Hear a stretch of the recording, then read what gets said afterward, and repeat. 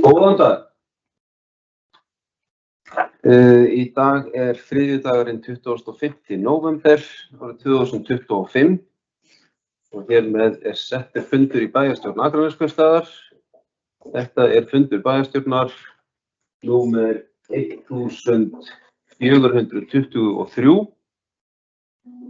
og til fundar mættir eftirtaldir bæjarfulltrúar. Það Einar Brandsson, Ragnar B. Sæmundsson, Líf Lárusdóttir, Kristinn Halli Sveinsson, Líf Ossi Skarstad, Guðmundur Ingþór Guðjónsson, Sædís Alexía Sigurmundsdóttir, Anna Solveig Smáradóttir, varabæjarfulltrúi, situr fundinn í fjarveru Jónínu Margrétar Sigmundsdóttur, bæjarfulltrúa og undirritaður Valgarður L. Jónsson, hann gegni embætti forseta bæjarstjórnar.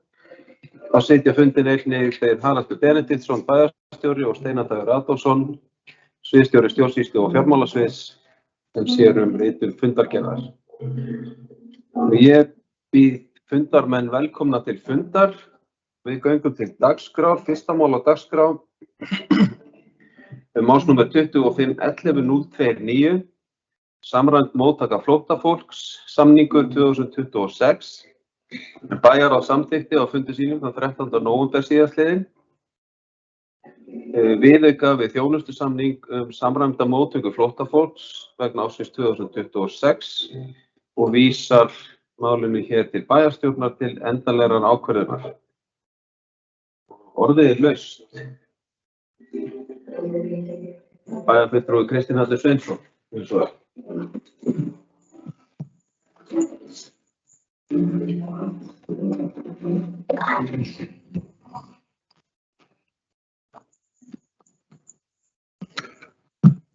Forseti, ágætu bæjarfulltrúar, það sem okkur hlýða. Ég ætla ekki að hafa langa ræðu með samning. Þetta svona svolítið bara staða sem við erum í og þurfum að afgreiða núna til þess að tryggja okkur í raun og veru þá fjármuni sem við þurfum til þess að reka þetta kerfi og þjónusta það fólk sem við erum með samninga að þjónusta. Það eru nokkur atriði sem við þurfum samt að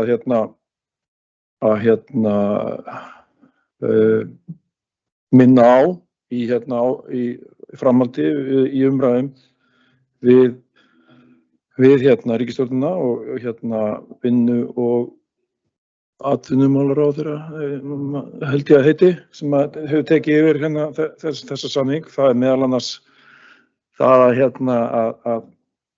það sé alvöru samráð áframhaldandi samninga við sveitarfélög þar sem að okkar upplifun í þessu ferli öllu saman núna undanfarin ár í raun og veru bara svolítið tekið og lífið samningar.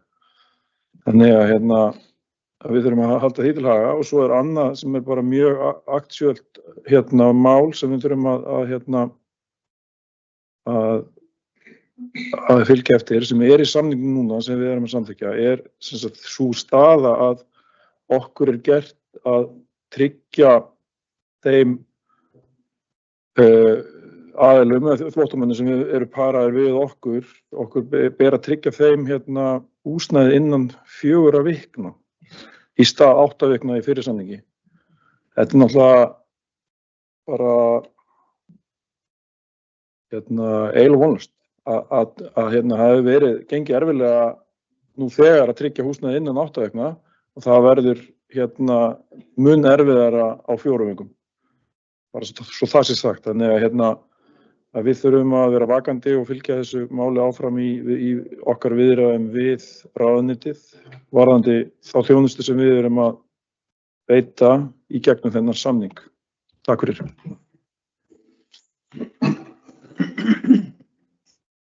Takk fyrir, bæjarfulltrúi Kristinn Atli Sveinsson. Og ég gat þess nú ekki í inngangi en málið hefur náttúrulega fengið umræðu og umfjöllun í velferðar- og mannréttindaráði fyrst og fremst. Var vísað þaðan til bæjarráðs og svo núna frá bæjarráði til bæjarstjórnar, þannig að það eðlilegt að formaður velferðar- og mannréttindaráðs hafði fylgt málinu eftir hér. Eru fleiri sem óska eftir að ræða málið? Svo ekki. Þá vil ég biðja þá bæjarfulltrúa sem að samþykkja viðauka við þjónustusamning samræmda móttöku flóttafólks vegna ársins 2026 að gjöra svona gjöfamerki. Það allir samþykkir því. Þá les ég hér tillögu að bókun bæjarstjórnar sem hljóðar svo: Bæjarstjórn tekur undir bókun bæjarráðs frá fundi ráðsins 13. nóvember 2025 og leggur áherslu á að ráðuneytið viðhafi raunverulegt samráð við hlutaðeigandi sveitarfélög vegna áforma stjórnvalda breytt fyrirkomulag á móttöku flóttafólks. Þá krefst bæjarstjórn þess að stjórnvöld tryggi áfram veitingu fjármagns til hlutaðeigandi sveitarfélaga til að standa undir launakostnaði vegna þessa mikilvæga verkefnis. Þeir samþykkja þessa bókun, gjöra svona gjöfamerki. Það samþykkt 9-0. Við förum í annan fundarlið, málsnúmer 2403-242, Sundabraut og Akranes, umsögn umhverfismatsskýrslu. Óskað var eftir umsögn Akraneskaupstaðar umhverfismatsskýrslu Sundabrautar og skipulagsfulltrúa Akraneskaupstaðar og talið að vinna drög að umsögn.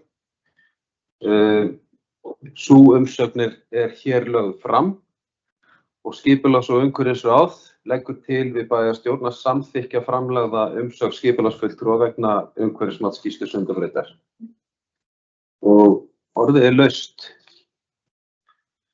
Bæjarfulltrúi Líf Lárusdóttir, gjörðu svo vel.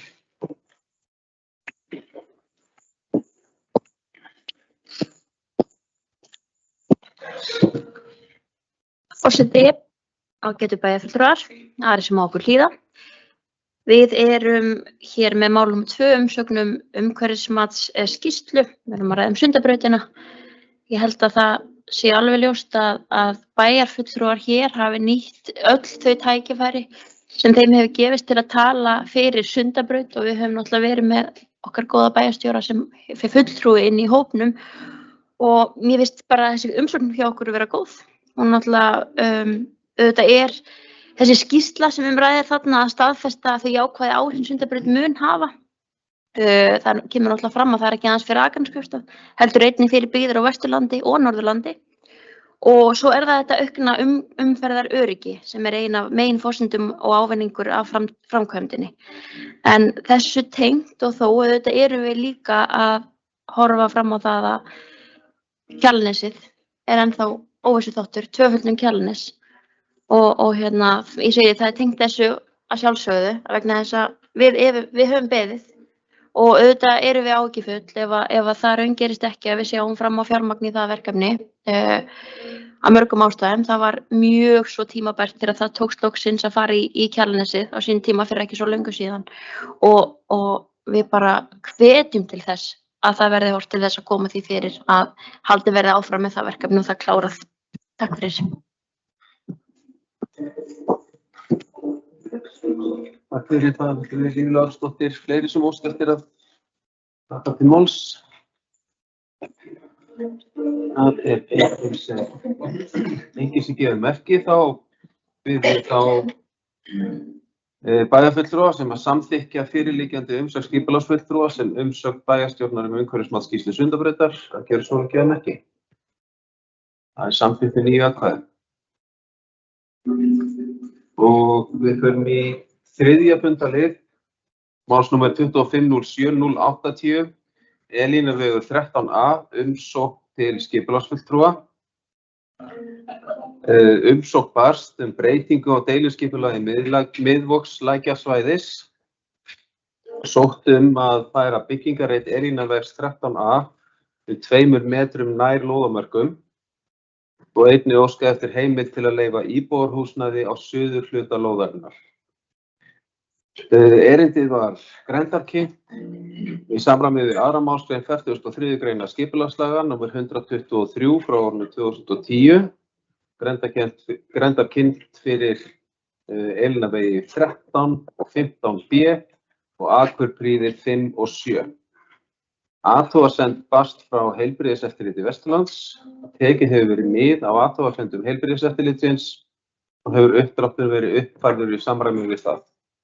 Skipulags- og umhverfisráð leggur til við bæjarstjórn að breytingi verið samþykkt og auglýst í B-deild stjórnartíðinda. Orðið laust þessa tillögu. Það óskar enginn eftir að ræða hana. Þá bið ég þá sem að samþykkja umrædda breytingu á deiliskipulagi Miðvogslækjarsvæðis að gjöra svo alveg gefa merki. Samþykkt 9-0. 4. fundaliður málsnúmer 25.11.084 breyting á deiliskipulagi Akurshóls. Hér að ræða breytingu á deiliskipulagi Akurshóls til samræmis við aðalskipulag Akraness 2021-2033, en við endurskoðun aðalskipulags var fallið frá fyrri áformum ferðaþjónustu með gistiskálum á svæðinu og svæðið hefur nú verið skilgreint sem opið svæði. Engin sérákvæði voru sett svæðið.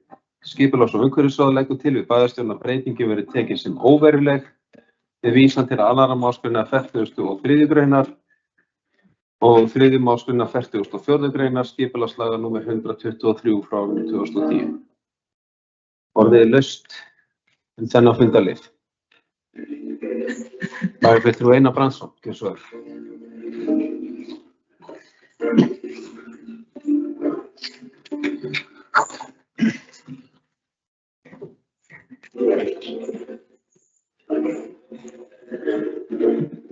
Já, forseti ágætu bæjarfulltrúar, það gleðilegt að við skulum vera núna að taka síðasta skrefið í að taka tilbaka þá breytingu sem var gerð á kjörtímabilinu 2010-14. Þá var sá sem hér stendur aðeins yngri og tiltölulega nýr í bæjarstjórn en fékk þá köllun að berjast á móti því að Akurshóllinn yrði tekin undir gistiskála sem áttu að tilheyra ákveðinni tegund af ferðaþjónustu. Það var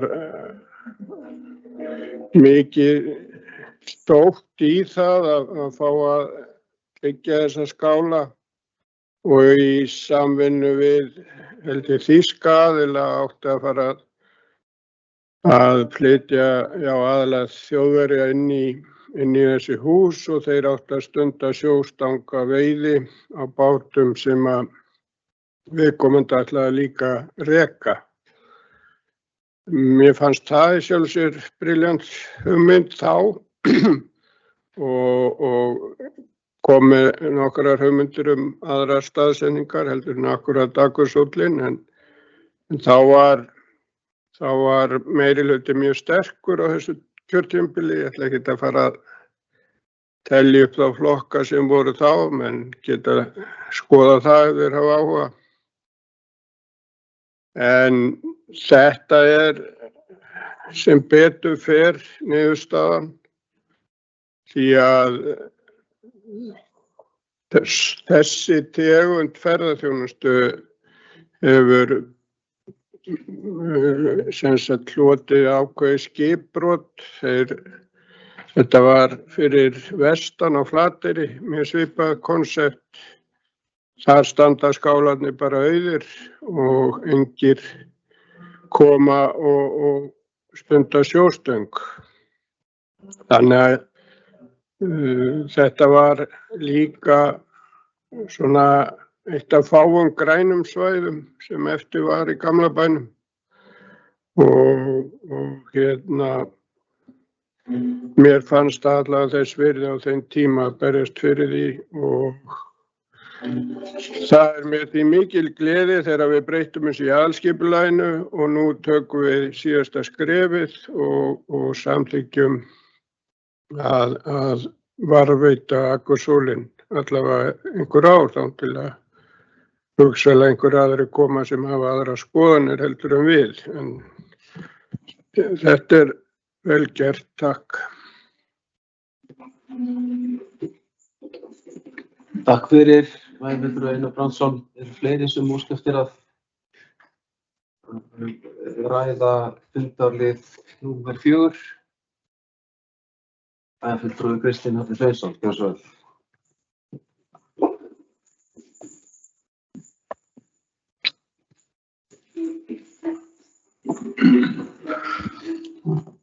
Forseti, ágætu bæjarfulltrúar og aðrir sem okkur hlýða.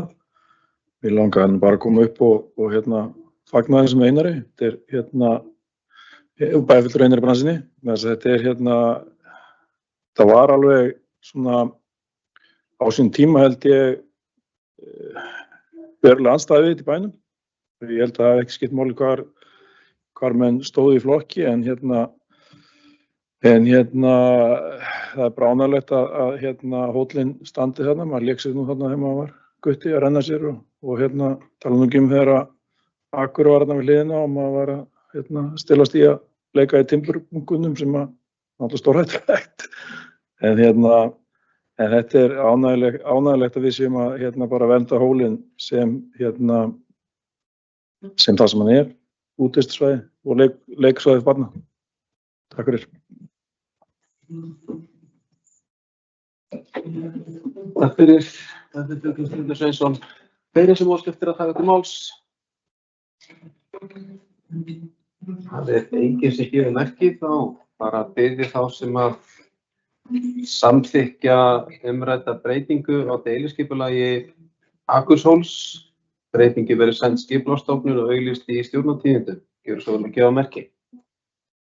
Samþykkt með 9 atkvæðum. 5. fundarliður, málsnúmer 25-01-002 fyrir fundargerðir bæjarráðs á árinu 2025 og hér lagðar fram 2 fundargerðir frá fundi númer 4 og 9. Þetta er 8.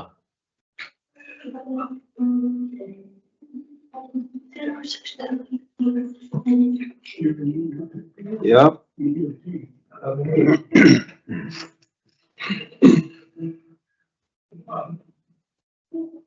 verður 9 og 10.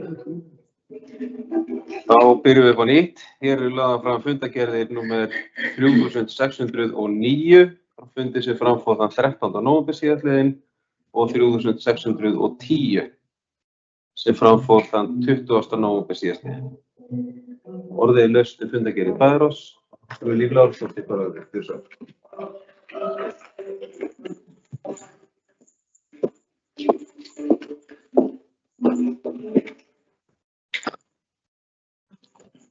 Forseti, ágætu bæjarfulltrúar, aðrir sem okkur hlýða.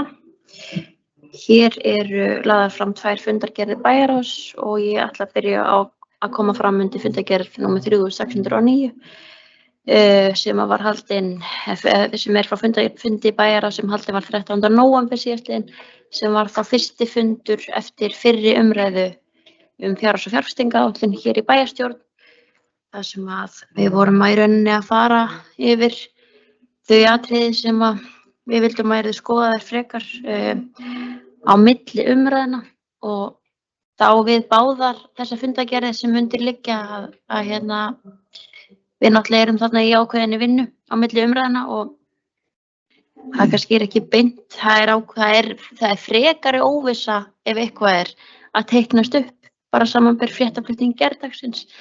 Þannig að það svona ákveðin atriði sem við bara sjáum ekki, það er óvissa uppi og við erum svo sem að láta fara greina nokkur atriði og erum að skoða og það var nefnt sem dæmi þessi útsvars hvað kallum við þetta, varúðarfærsla sem að við erum að láta skoða milli umræðna með tilliti til þeirra fregna og það er bara ástandsins í samfélaginu í dag. Nú í fyrri fundargerðinni er mál númer 4 Akranesappið og ég held að hafi verið á síðasta fundi okkar hér frekar en það síðasta sem ég kom upp og ræddi það aðeins og þá þessa tengingu sem verður við klippikortið sem við erum að fara út í að nýju frá og með áramótum að klippikortin verði rafræn og verði þá tengd við appið og auðvitað margir aðrir möguleikar sem að opnast fyrir sveitarfélagi einnig í upplýsingamiðlun við upptöku á slíku appi sem að verður bara skemmtilegt að sjá hvernig spilast síðan úr. Nú á sama fundi, máli númer 6, þá lýstum við yfir áhyggjum af framtíð við á Grásleppu og við vorum þar í rauninni að taka undir umsögn Vignis G. Jónssonar, fyrirtækis hér á Akranesi, sem okkur auðvitað afar þýðingarmikið. En mörg þung og erfið áföll hafa verið undanfarnar vikur og mánuði, þannig að við vorum í rauninni að settum þar fram í bókuna að það væri mikilvægt að áhrif frumvarpsins verði ekki til að veikja enn frekari stoðir fyrir að MSC-vottun fáist á nýjan leik og þar með vegið að grundvelli þeirra framleiðslu sem fer fram hjá Vigni Jónsson í dag. Og já, ég sagði vissulega, þannig að þetta var fyrir fundurinn.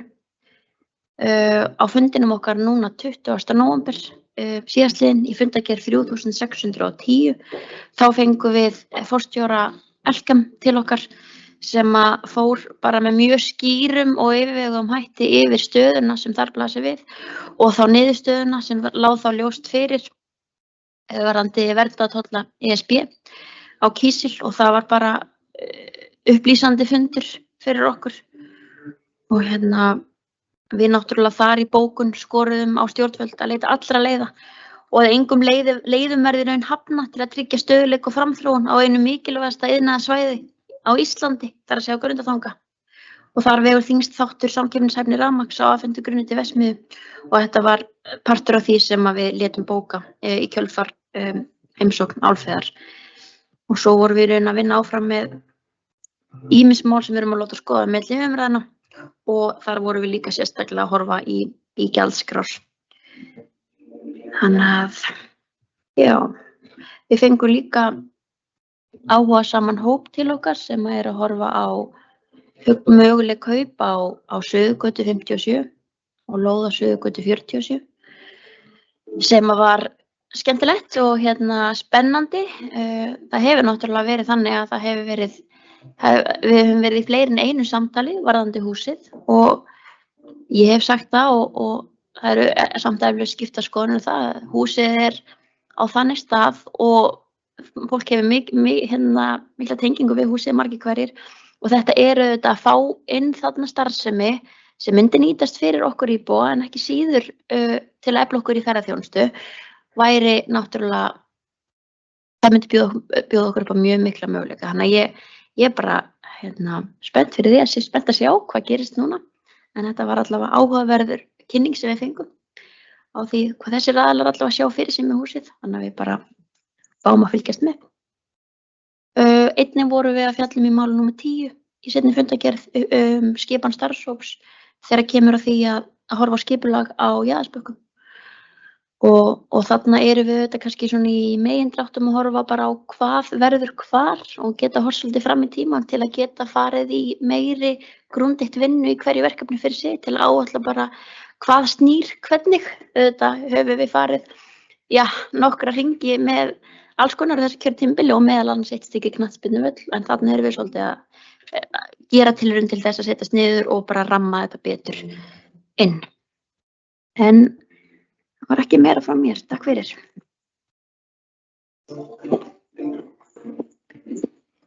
Takk fyrir. Bæjarfulltrúi Líf Lárusdóttir. Eru fleiri sem óska eftir að ræða fundargerðir bæjarráðs?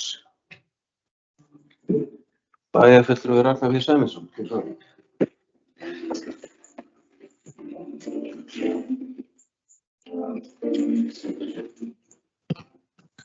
Forseti, bæjarfulltrúar, bæjarstjóri og aðrir sem áhlýða. Við ræðum hér fundargerðir bæjarráðs. Ég vil bara byrja á því að þakka bæjarfulltrúanum Líf Lárusdóttur fyrir góða yfirferð Langaði að koma hérna inn á tvö mál í það minnsta. Annars vegar í fundargerð númer 3609. Það langar mér að taka undir bara áhyggjur bæjarfulltrúans í máli 6 af afnámi grásleppuveiða úr aflamarki. Forsvarsmenn Vignis og fleiri aðilar hafa unnið þetta mál mjög vel. Málið snýst í raun og veru það að þarna grásleppa var sett í aflamark og núna liggur frammi frumvarp Lilju Rafneyjar Magnúsdóttur um að afnema aflamarkið og það verði aftur frjálsar veiðar. Og það sem menn hafa áhyggjur af að með því glatist endanlega möguleikinn á MSC-vottun og þar að leiðandi lokist okkar mikilvægastu markaðir. Eins og bæjarfulltrúinn kom inn á þá starfar hér fyrirtækið Vigni G. Jónsson og það margir starfsmenn og mikilvægt að við hlustum á þeirra áhyggjur og bregðumst við þeim. En ég held að sé líka bara svona almennt. Þetta snýst líka svolítið bara það bara hvernig viljum við ásýnd sjávarútvegsins Ef við erum ekki með vottunina, þá eins og ég segi, þá er líklegt að það lokist stóru og mikilvægir markaðir og þar að leiðandi það ekki bara við eða Vignir eða þeir aðrir sem á að gera heldur allir sem að tapa. Þá nokkuð ljóst að verðið sem aðilar sem að sækja til grásleppuveiða væri ekki í samræmi við það sem verið að greiða í dag. Þannig að það eru miklir hagsmunir þarna undir og ég vona svo sannarlega að þetta mál fái góða og mikla umfjöllun inn á Alþingi og menn komist að þeirri niðurstöðu að halda í það kerfi sem nú við lýði.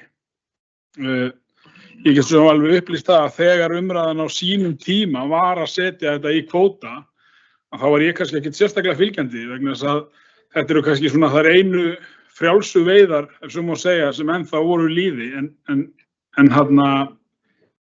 vottunin samt bara gríðarlega mikilvæg og við verðum alltaf að horfa yfir heildarhagsmunina og heildarhagsmunir eru þeir að okkar sjávarútvegur sé að keppa á aðalmörkum og fremstu mörkum og verðin sem við erum sem að fá greitt fyrir afurðirnar séu í takt við það. Mér langar að fara aðeins í fundargerð númer 3610.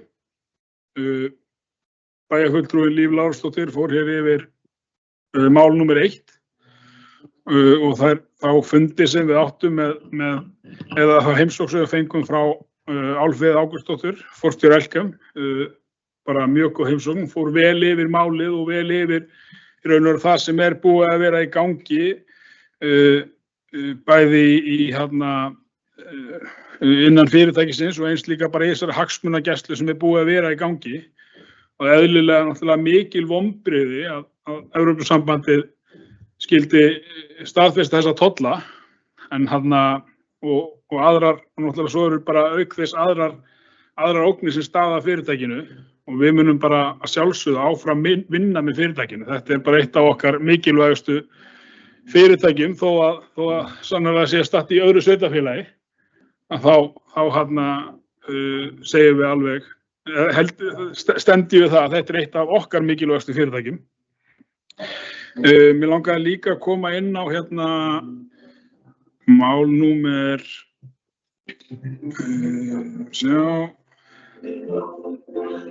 7, Brynja leigufélag. Þarna ræddum við þau stofnframlög sem við höfum lagt til Brynju og einstu stofnframlög sem Brynja hefur raun og veru sótt á með okkur, sótt á. Þeir vilja áframhaldandi samstarf og það er alveg ljóst að við viljum líka áframhaldandi samstarf og höfum átt í mjög góðu samstarfi. En mér langar bara svolítið að brýna bæjarfulltrúa til þess að henni fyrir umræðinni að þá ræddi ég þessa möguleika að við værum að fækka íbúðum hjá okkur en færa okkur raun og veru frekar yfir til aðila eins og Brynju fyrir þá aðila sem eru þar gjaldgengir. Og bæjarfulltrúar þurfa ekkert lengi, þurfa ekkert að eyða miklum tíma að líta yfir yfir eignasafnið okkar til þess að sjá þar nokkrar eignir sem væru, held ég, mun komið á bara hinum almenna markaði, þar sem bara einstaklingar geta sinnt því mikla viðhaldi sem það margar hverjar íbúðir komnir í. Við eigum eignir eignir sem við erum búin að eiga mjög lengi og krefjast bara mikils viðhalds. Og eins og ég fór yfir hérna í fyrir umræðinni að þá er stofnframlagið í raun og veru bara brot af því kaupverði íbúðar eða söluverði íbúðar saman hvernig við viljum líta á það. Við getum í raun og veru, við getum selt 2 íbúðir og aukið 10 hjá Brynju eða eitthvað sambærilegt. Síðasta stofnframlag sem við lögðum til fyrir nýja 3 herbergja íbúðar til dæmis 7 milljónir. Fyrir utan það þá eru náttúrulega viðhaldsþörfin og reksturinn komin út úr okkar bókum. Þannig mér langar bara aðeins að brýna bæjarfulltrúa til þess að skoða þetta vel. Bæjarfulltrúa Líf Lárusdóttir kom líka inn á þær vendingar sem hafa orðið núna bara svolítið á milli umræðana og vitna þar í fréttaflutning í gær á Orkuveitunni. Þetta er náttúrulega, þetta er mjög slæmt og setur bæjarsvið ákveðna stöðu. Bara svona einfaldur reikningur segir okkur að okkar arðgreiðslur munu lækka sjálfsagt eitthvað 110 til 15 milljónir miðað við bara tökum fréttaflutningin í gær að arðgreiðslur til Reykjavíkurborgar sé lækka 2 milljarða. Þannig þetta mun sannarlega setja vinnuna aðeins núna fram að seinni umræðu í annað ljós og kostar það að við þurfum að vinna vel og því að þetta er stór biti. Takk hérlega.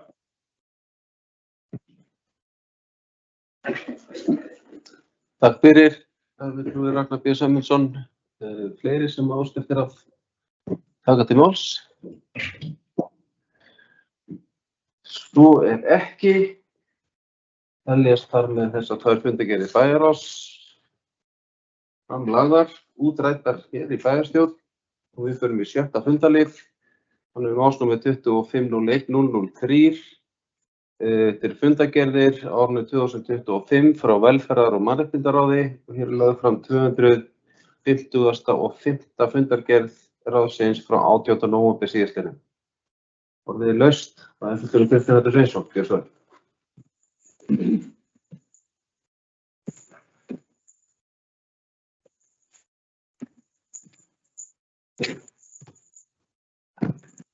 Forseti, ágætu bæjarfulltrúar og aðrir sem á okkur hlýða. Ég hefði getað komið upp undir síðustu fundargerð og rætt það sem ég ætla að ræða núna undir þessari fundargerð, en ég ákvað að taka undir fundargerðinni Velferðar- og mannréttindaráðs. Það er sem sagt að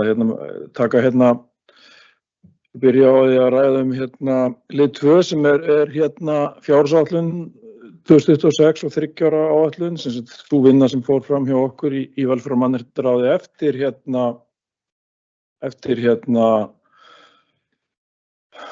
hvað maður að segja, svona brýningar sem við fengum á bæjarstjórnarfundi og þessar hugmyndir einmitt að selja íbúðir og tryggja fleirum búsetu á vegum þá þeirra leigufélaga sem við myndum sækja í samvinnu við. Þar með leggjum við áherslu á að það verði fjármagn í fjárfestingarframkvæmdaáætlun 2026-2029, það sem er gert ráð fyrir stofnframlögum.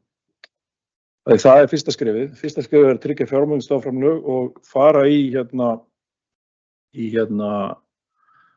í samvinnuna og síðan þegar við erum búin að tryggja íbúðir þá getum við boðið þeim sem eru þá í íbúðum sem við höfum hug á að skipta út búsetu í nýrra og betra húsnæði í einhverjum tilfellum.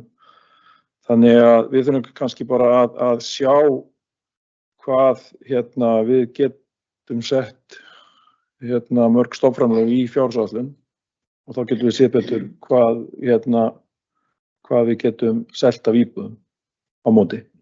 Það er alveg rétt hjá bæjarfulltrúa Ragnar B. Sæmundssyni, þetta er leið sem við getum farið til þess að tryggja fleirum íbúðir og hugsanlega eiga einhverjir sem í búsetu á vegum bæjarins betur heima í búsetu til dæmis á vegum Brynju sem óhagnaðardrifið leigufélag Öryrkjabandalagsins. Þannig að við erum alveg klár í þetta og að skoða þannig möguleika, en fyrst þurfum við að sjá framlögin frá hvað við erum sem bæjarstjórn og sem eining tilbúin að setja mikið í stofnframlög í fjárhagsvöldum. Svo langar maður líka að minnast á mál 4, samfélagsmiðstöðin, að hún inni í fjárfestingarframkvæmdaáætlun 26-29 sem byrjun útboð þar fram á næsta ári og við erum raun og veru bara að hvetja okkur bæjarfulltrúa og þau ráð sem koma að þessu til þess að vinna hratt og tryggja bara að þetta fari í útboð fljótlega eftir áramótin. Þannig að hugsanlega að hefja vinnuna við gera útboðsgagna núna fljótlega, gera þetta þannig að við getum boðið þetta út strax á fyrstu mánuðum næsta árs. Hugsanlega eins og við höfum talað áður, ekki stækka verkefni, heldur stækka fjölga þeim lóðum sem við myndum bjóða út í þessu verkefni. Þannig að verktaki sem tekur þetta að sér hafi svona aðeins meira kjöt á beinunum þegar hann býður síðan í það verkefni að skila okkur samfélagsmiðstöðinni. Fleiri ætla ég nú ekki að minnast á í þessari fundargerð. Takk fyrir. Takk fyrir. Kristinn Sveinsson, fleiri sem óska eftir að það er fundargerð velferðar- og mannréttindaráðs. Það er enginn sem gefur merki. Þar með ljúkum við 5. fundarlið og förum í þetta var 7. fundarliður. Við förum í þann 7. Málsnúmer 25-01-004, fundargerðir frá skóla- og frístundaráði á árinu 2025. Hér er lögð fram 273. fundargerð skóla- og frístundaráðs frá 19. nóvember síðastliðnum. Og orðið er laust þessa fundargerð skóla- og frístundaráðs. Það gefur engin merki og þar með hefur hún verið lögð fram. 8. fundarliður, málsnúmer 25-01-005, fundargerðir frá skipulags- og umhverfisráði á árinu 2025. Hér er lögð fram 337. fundargerð ráðsins frá 17. nóvember síðastliðnum. Orðið er laust þessa fundargerð skipulags- og umhverfisráðs. Það gefur engin merki og þar með helst hún framlögð. 9. fundarliður, málsnúmer 25-01-023, fundargerðir frá Höfða hjúkrunar- og dvalarheimili á árinu 2025. Hér er lögð fram 165. fundargerð stjórnar Höfða frá 17. nóvember síðastliðnum. Og orðið er laust þessa fundargerð. Það er fulltrúi Einar Brandsson.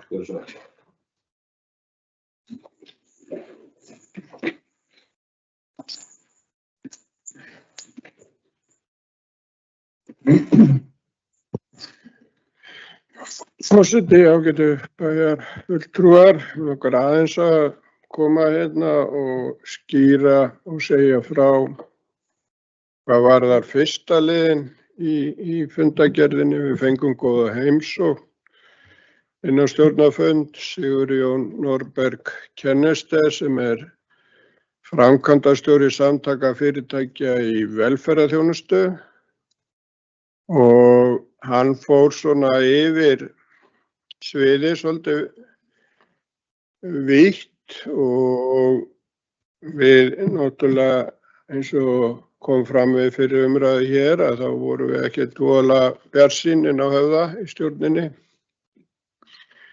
En svona eftir hans yfirferð þá svona kannski einhverjir ljósi punktar framundan og það í gangi núna samningaviðræður við sjúkratryggingar þar sem að samtökin okkar vonast eftir ákveðnum árangri sem að verður þá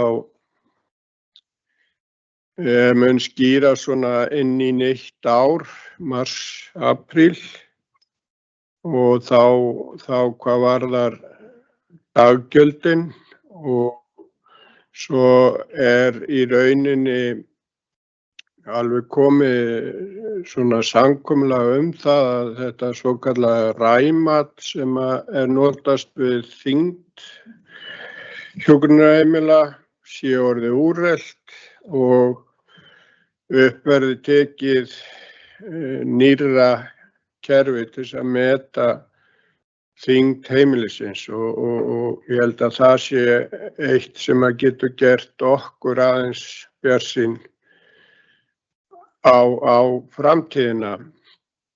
Hann talaði í rauninni í okkur kjark og sagði að það við erum að lifa bara þetta ár og hugsanlega næsta. Hann gæti ekki lofað að það yrði það mikill viðsnúningur en 2027 sagði hann að ætti að vera ár sem að hjúkrunarheimili eða rekstraraðila hjúkrunarheimila gætu voru væntingar að eitthvað mikið gerist og eitt af því að 1. júlí 2027 þá verði tekin upp svokölluð leigugreiðsla fyrir það húsnæði sem að notað af hjúkrunarheimilunum og hann sýndi okkur svona tölur sem að gætu verið hugsanlega leiga miðað við skilning ríkisins en það væri væntingar það væri hægt að hafa það eitthvað hærra eða það væri réttlætanlegt að það yrði aðeins hærra en búið að kynna og var tekið fram byggt á þeim tölum sem koma fram í skýrslu sem var kláruð á síðasta ári og við í rauninni gerðum viljayfirlýsinguna á grunni þeirrar skýrslu fyrir ári.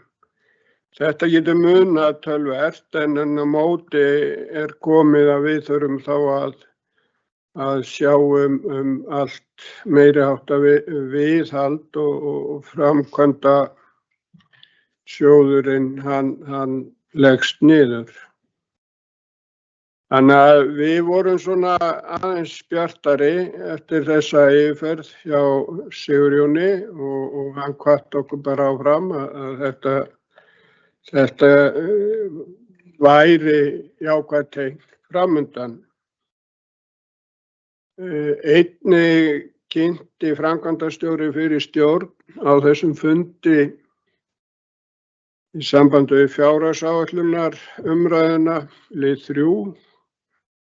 Þar sýndi framkvæmdastjóri okkur ákveðin teikn það að sú vinna sem að komin í gang hjá framkvæmdastjóra og hjúkrunarforstjóra sé að skila okkur ákveðnum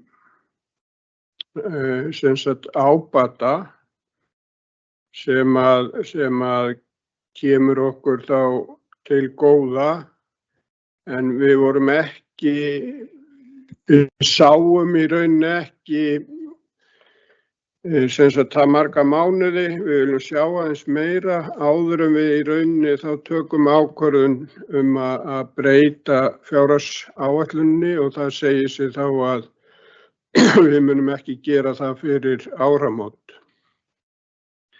En það gæti komið þá aðeins betri útkoma í útgönguspánni þegar nær dregur áramótum. Þannig að ég er bjartsýnni núna heldur en ég var hérna fyrir hálfum mánuði. Svo eru í gangi svona eitthvað til upplýsinga ákveðin samskipti í kringum það að stækka heimilið. Við höfum fengið fyrirspurn það hvort við höfum áhuga á að stækka meira en viljayfirlýsingin kveður á og við höfum gefið jákvæð svör við því. Það lítur út fyrir að stækkunin muni ekki vera þannig að við förum að byggja ofan á núverandi húsnæði heldur verður sennilega byggð ný álma og þá er líka sem við þurfum að hugsa og höfum sent fyrirspurnum inn í þessa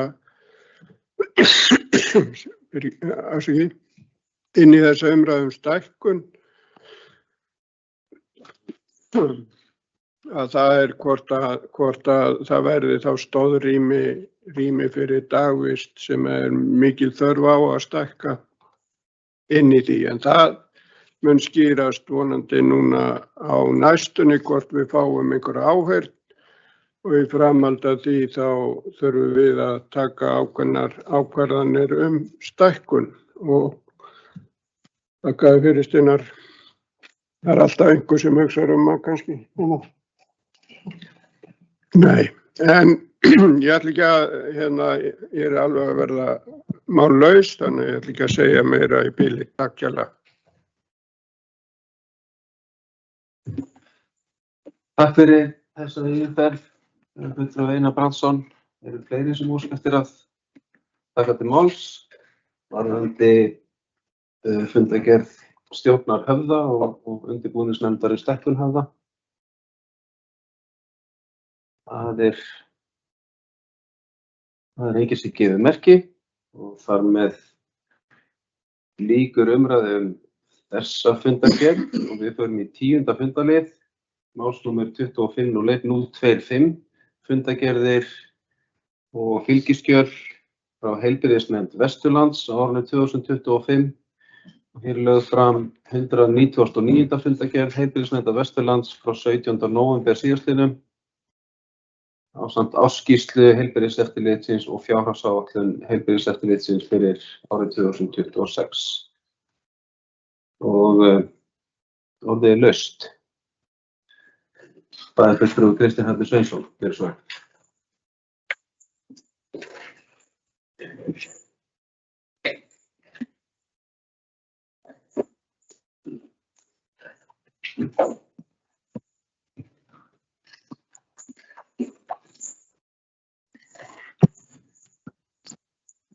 Forseti, ágætu bæjarfulltrúar og aðrir sem okkur hlýða. Ég ætlaði nú bara að koma hérna upp til þess að minnast á lið 1, sem sagt að við tókum fjárhagsáætlun upp aftur eftir að hafa fengið hana tilbaka frá Akraneskaupstað og einhverjum fleiri sveitarfélögum sem voru svona óformlega búin að láta vita til okkar að sem sagt sú sem að við lögðum fram fyrst það ekki samþykkt vegna þess að við vorum að bæta við starfshlutfalli í vegna starfsmanns til að sinna lóðarhreinsun. Þannig að við tókum það út, felldum það niður og skilum núna nýrri fjárhagsáætlun. Eini munurinn á fjárhagsáætlun 2026 og 2025 er að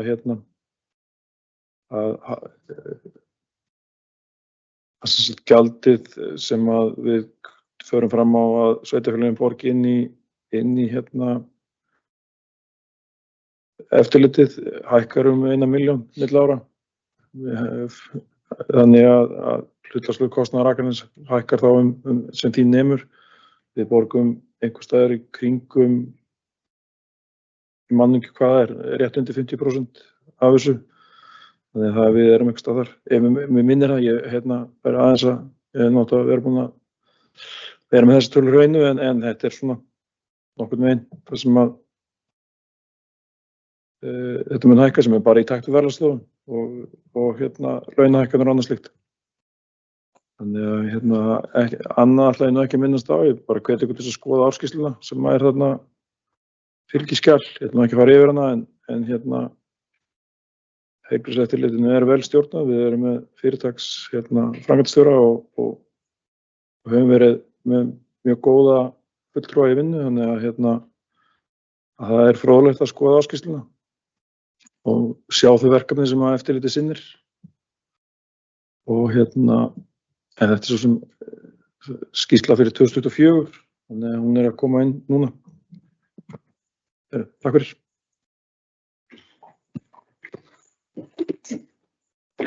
Takk fyrir, fulltrúi Kristinn Hallur Sveinsson. Fleiri sem óska eftir að ræða fundargerð og fylgiskjöl heilbrigðisnefndar Vesturlands. Það enginn sem að kveður sér hljóðs. Þá förum við í 11. fundarlið, málsnúmer 25.01.024 til fundargerðir frá Faxaflóahöfnum á árinu 2025 og hér lagðar fram 4 fundargerðir frá stjórn Faxaflóahafna, númer 259 frá 22. ágúst síðastliðnum, númer 260 frá 27. september, númer 261 frá 7. október og númer 262 frá 7. nóvember. Orðið laust þessar fundargerðir stjórnar Faxaflóahafna. Fulltrúi Guðmundur Ídal Guðjónsson, gjörðu svo vel.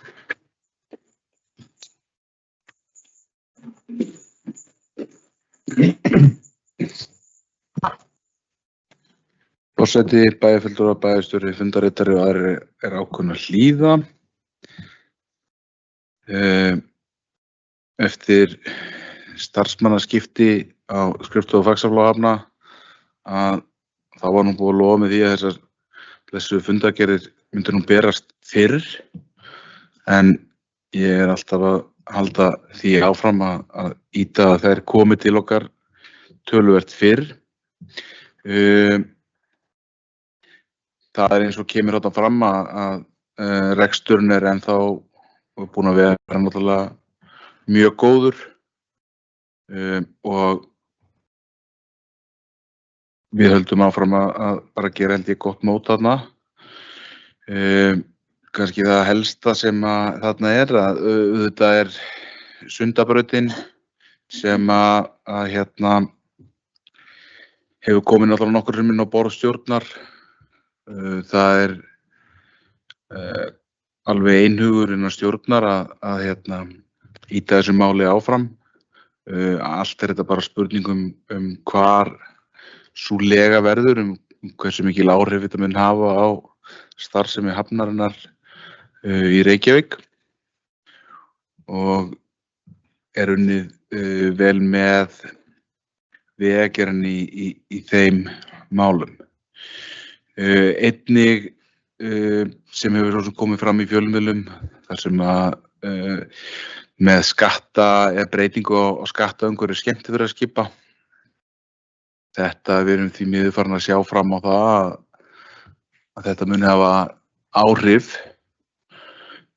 Þetta hlutur sem að bara gengur ekki því miður fyrir þennan iðnað að fá breytingar með skömmum fyrirvara. Þarna venjulega lágmarki bókað allt 2 ár fram í tíman.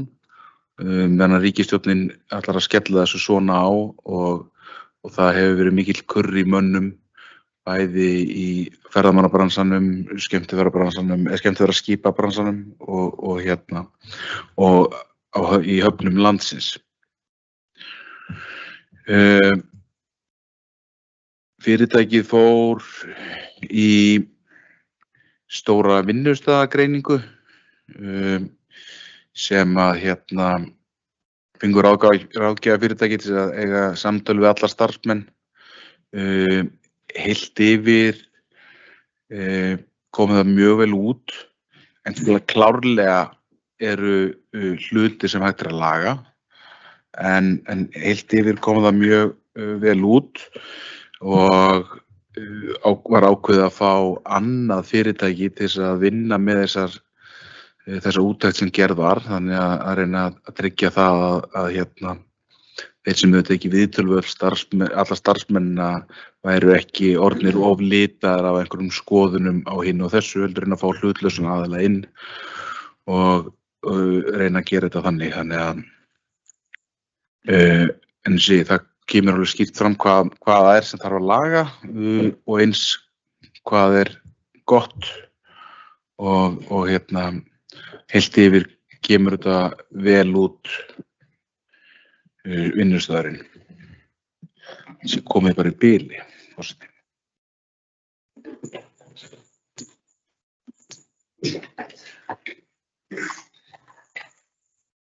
Takk fyrir, fulltrúi Guðmundur Ingi Guðjónsson. Fleiri sem óska eftir að ræða fundargerð í Faxaflóahafna. Fulltrúi Kristinn Andri Sveinsson.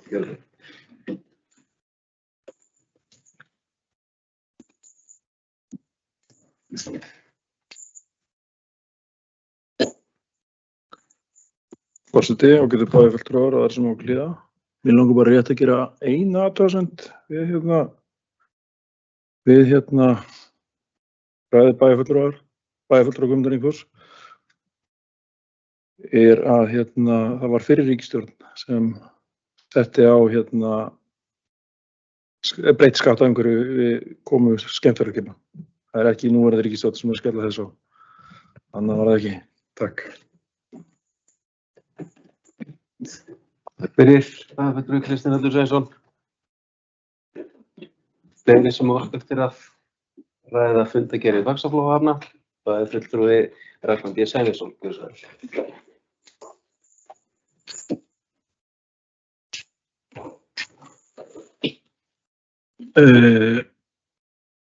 Forseti, bæjarfulltrúar og aðrir sem eru á hlýða.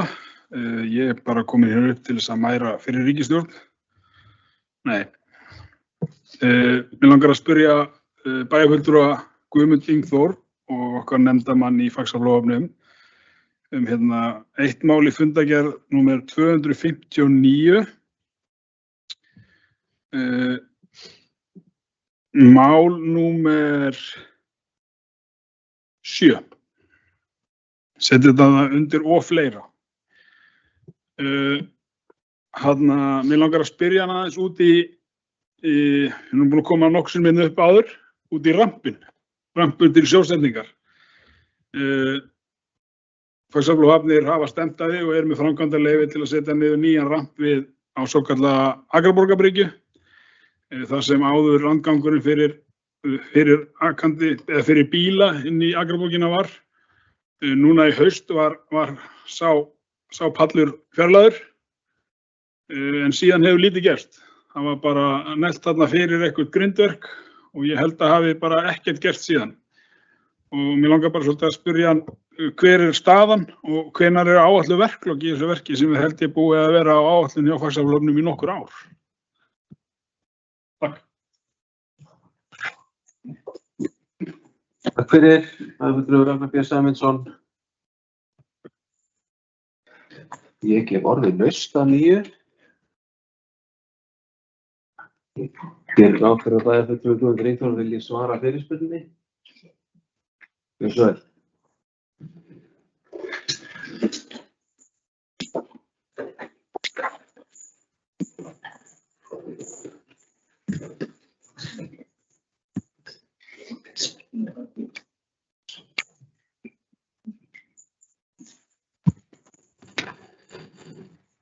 Forseti, bæjarfulltrúar, bæjarstjóri, fundarritari,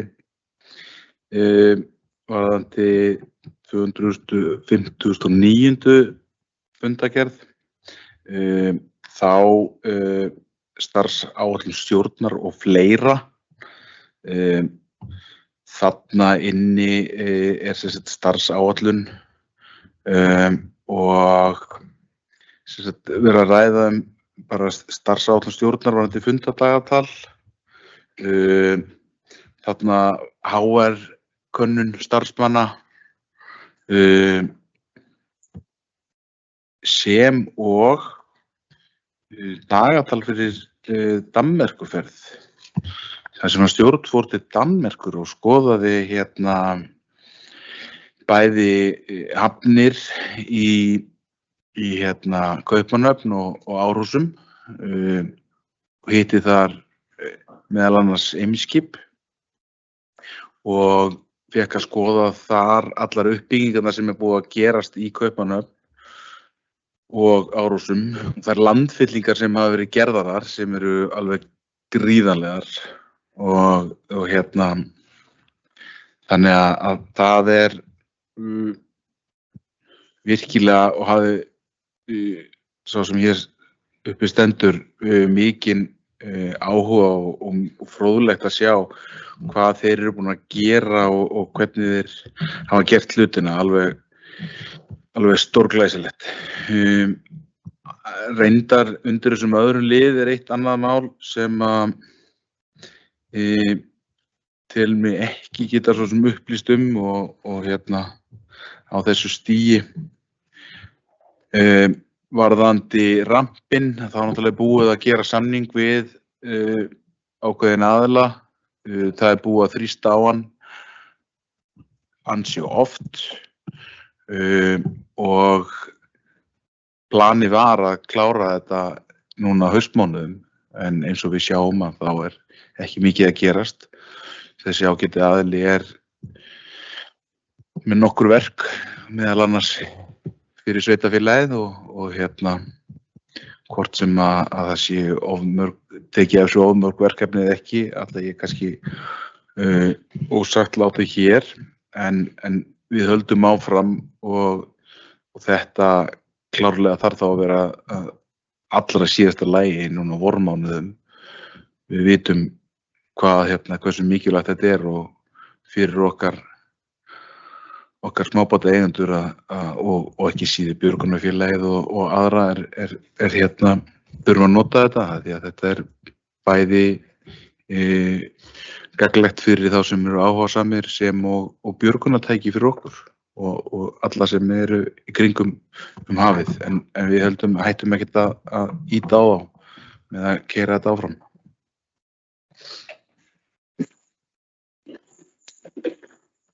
Takk fyrir. Það er fulltrúi Guðmundur Ingþór. Fleiri sem óska eftir að taka til máls. Það er ekki fleiri sem að grípa orðið. Þar með ljúkum við umræðu fundargerðir stjórnar Faxaflóahafna. Förum í 12. fundalið, málsnúmer 25.01.028, fundargerðir á árinu 2025 frá Orkuveitu Reykjavíkur. Hér eru raðað fram tvær fundargerðir frá stjórn Orkuveitu Reykjavíkur, annars vegar fundur númer 366 frá 30. júní síðastliðinn og hins vegar fundur 367 frá 25. ágúst síðastliðnum. Og hérna, ég ætla kannski að vera bara fyrstur til að grípa orðið og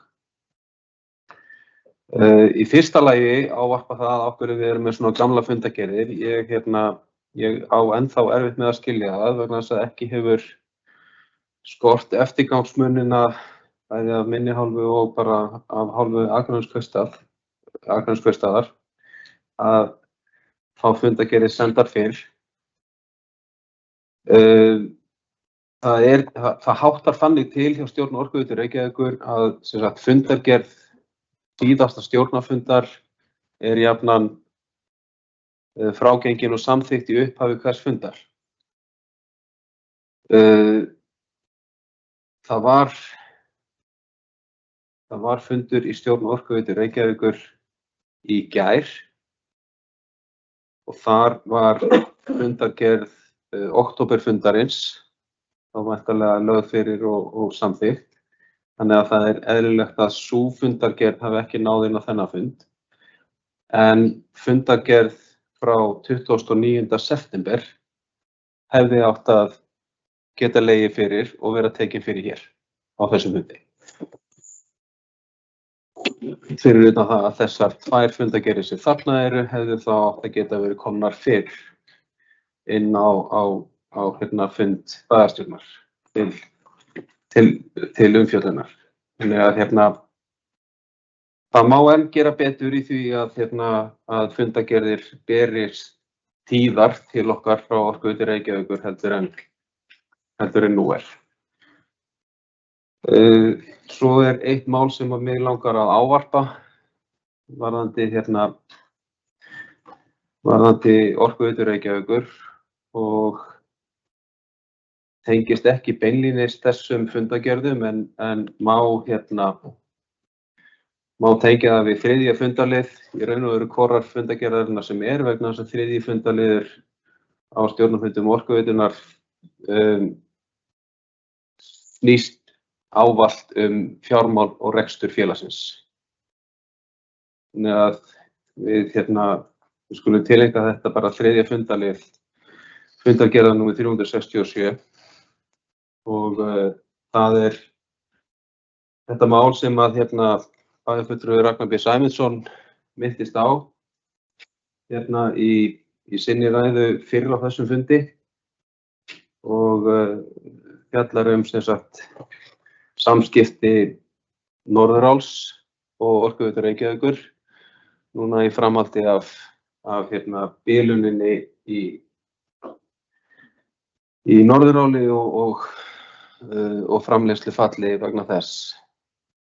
En við erum auðvitað sem bæjarstjórn hér á Akranesi og erum við auðvitað mjög uggandi og einarðir stuðningsmenn fyrirtækisins Norðuráls að því takist að koma framleiðslu sinni í gang aftur og við höfum lýst áhyggjum af því að þarna verði framleiðslufall og fólk missi vinnuna. Hins vegar er atburðarásin og svona samskiptin varðandi þetta mál gagnvart Orkuveitunni búin að vera eilítið furðuleg eins og fram hefur komið í fréttum og forstjóri Orkuveitunnar hefur svona sagt frá. Og eins og segir, eins og bæjarfulltrúi Ragnar B. Sæmundsson kom inn á. Orkuveitan fær tilkynningu frá Norðuráli svokallað force majeure sem að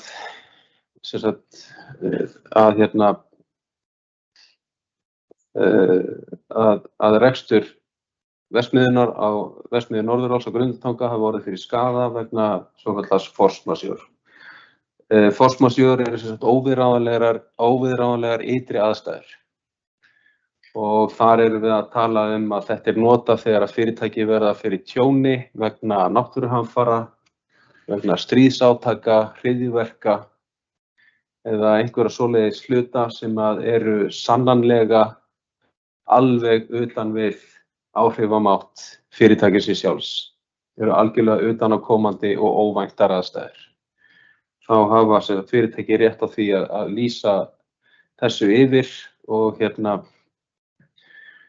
og óska þá eftir því að ákvæði ýmissa samninga séu tekin úr sambandi. Það er alveg skýrt í huga stjórnarmanna Orkuveitunnar að þetta geti ekki átt við þessa bilun hjá Norðuráli. Það er þeirra eigin búnaður sem að bilar og sérstaklega eins og fram kom í viðtali við forstjóra Orkuveitunnar þar sem að eigendur Norðuráls hafa sent þær upplýsingar inn á markaði að fyrirtækið sé tryggt fyrir tjóni af þessu tagi. Þá er það allt önnur saga heldur en það að leita sér eftir því við Orkuveituna að samningum sé kippt úr sambandi vegna force majeure. Þannig að það er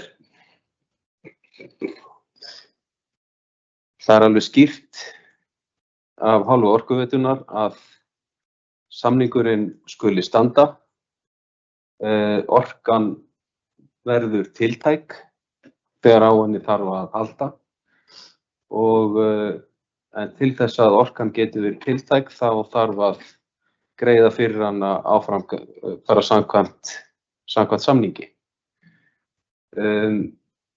Og samningurinn bara þannig að það greitt fyrir orkuna hvort sem hún notuð eða ekki.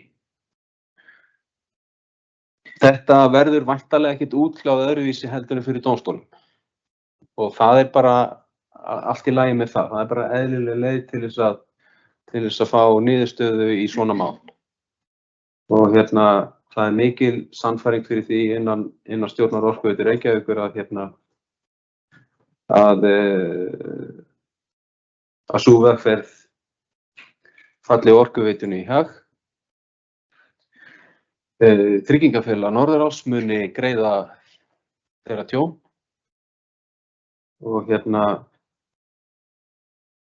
og fjárhagur Orkuveitu Reykjavíkur beri þar af leiðandi ekki skaða.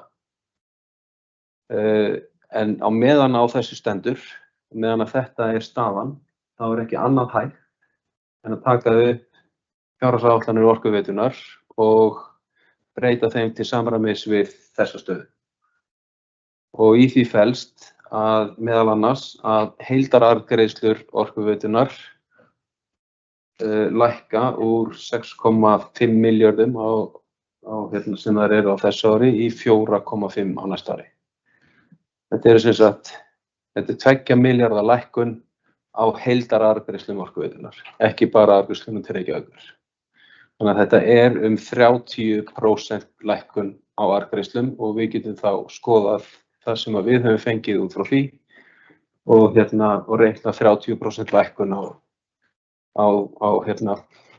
áætlaðar arðgreiðslur til okkar á næsta ári. Þetta rúmlega 30% lækkun. Þannig að það staðan sem uppi í dag, en eins og ég segi, það sterk sannfæring fyrir því innan stjórnar Orkuveitunnar að þetta standist ekki, þessi krafa af hendi Norðuráls, hún standist ekki fyrir dómstólum og niðurstaðan verði Orkuveitunni í hag og greitt verði fyrir orkuna samkvæmt fyrirliggjandi samninga. Fleira var það ekki af minni hálfu en orðið laust fundargerðir stjórnar Orkuveitunnar. Það enginn sem óskar eftir að taka til máls.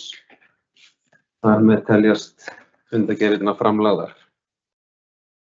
Þá eigum við einn fundarlið eftir, það 13. fundarliður, málsnúmer 25.01.029, fundargerðir og tilkynningar frá Sambandi Íslenskra sveitarfélaga og hér lögð fram 980. og 8. fundargerð stjórnar Sambands Íslenskra sveitarfélaga frá 31. október síðastliðnum. Og orðið laust þessa fundargerð. Það óskar enginn eftir að ræða hana. Jú, það bæjarfulltrúi Ragnar B. Sæmundsson. Gjörðu svo vel.